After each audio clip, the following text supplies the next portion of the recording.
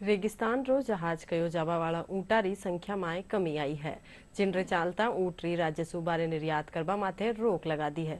हालांकि ऊँटा ने संरक्षित करवारी कोशिश करी जा रही है। पेश है बीकानेर से वहां का संवाददाता मोहम्मद रफीक पठान री एक खास रिपोर्ट। ऊंट का जिक्र आते ही रेगिस्तान का ख्याल एकाएक मन में आ जाता है। भारत में राजस्थान में सर्वाधिक ऊंट पाए जाते हैं।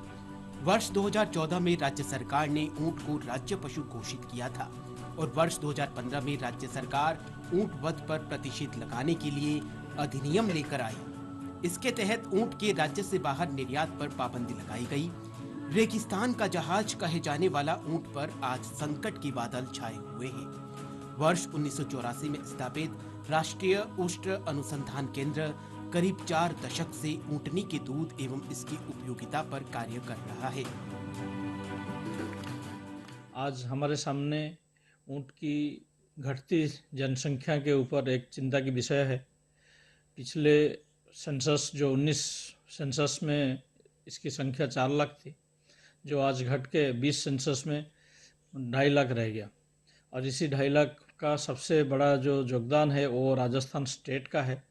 राजस्थान स्टेट में 2,13,000 ऊंट की संख्या है, जिसमें सबसे ज़्यादा संख्या में बीकानेरी और जैसलमेरी है। और बाकी जो ब्रीड्स हैं, ये ब्रीड्स की संख्या भी हमारा ब्रीड वॉच लिस्ट में है। तो ब्रीड वॉच लिस्ट के तहत हमारा ICAR ने एक नया प्रोग्राम शुरू किया है, जिसमें हम ब्रीड कंजर्वेशन के लिए काम कर रहे हैं। और इस दिशा में जो हमारा मेवारी ब्रीड है, जालोरी ब्रीड है, मारवाड़ी है, ये ब्रीड के ऊपर हम वॉच लिस्ट एक बना रहे हैं। और इन्हीं ब्रीड का कंजर्वेशन कैसे बढ़ेगा, उस दिशा में नेशनल NBAGR जो करनाल में एक संस्थान है, जो ब्यूरो ऑफ जेनेटिक रिसोर्स के ऊपर काम कर रहा है, और हमारा संस्थान national research centre on camel, दोनों मिलकर कंजर्वेशन की दिशा में काम कर रहे हैं। कि हमारी नेक्स्ट जनरेशन जिसको इसके बारे में कुछ मालूमात नहीं है, तो कम से कम ये ऐसी इन्फॉर्मेशन रहेगी। और जैसे गाइड ने एक्सप्लेन किया, तो मतलब एक छोटी छोटी चीज़ से लेके सब चीज़ बताई कि भाई ऊँट की लाइफ क्या रहती है, उसके अगर फायदे क्या क्या है। इवन ये भी बताया कि मरने के बाद भी उसकी चमड़ी और हड्डी काम आती है। तो ये इन्फॉर्मेशन बहुत ज़रूरी है। और अपनी पुरानी ट्रेडिशन है कि पहले बैल थे या कैमल थे, जो खेती में भी वापरते थे और बाकी जगह पे भी। तो अभी आगे जाके मशीन सब आ गए, तो ये सब चले जाएंगे। तो नेक्स्ट जनरेशन को कम से कम इन्फॉर्मेशन के लिए भी ये चीज़ चालू रहेगी, तो लोगों को मालूम पड़ेगा।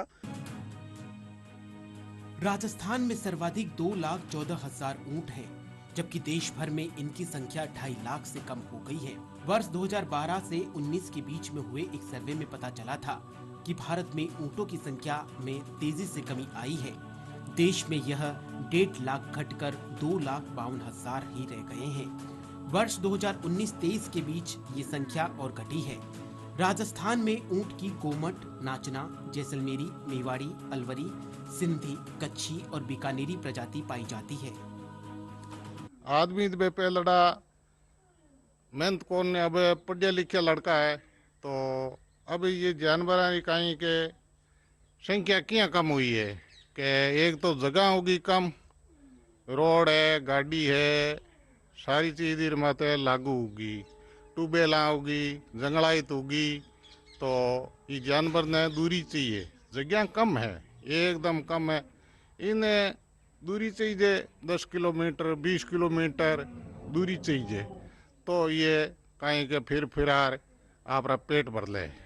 जमी जगह को नहीं, सारा पानी कटाऊ डाले, मजदूरी कर खावे, यहाँ नाके कहीं करे। हगनी कणी है। हम इधर कैमल का डेयरी देखा, और उसका दूध दवाई में भी काम आता है, डायबिटीज को भी फायदा होता है। और ये दूध थोड़ा ये हल्का रहता है, तो डायबिटीज वाले को बहुत फायदा होता है। ऊंटों को संरक्षण देने के कई प्रयास हो रहे हैं।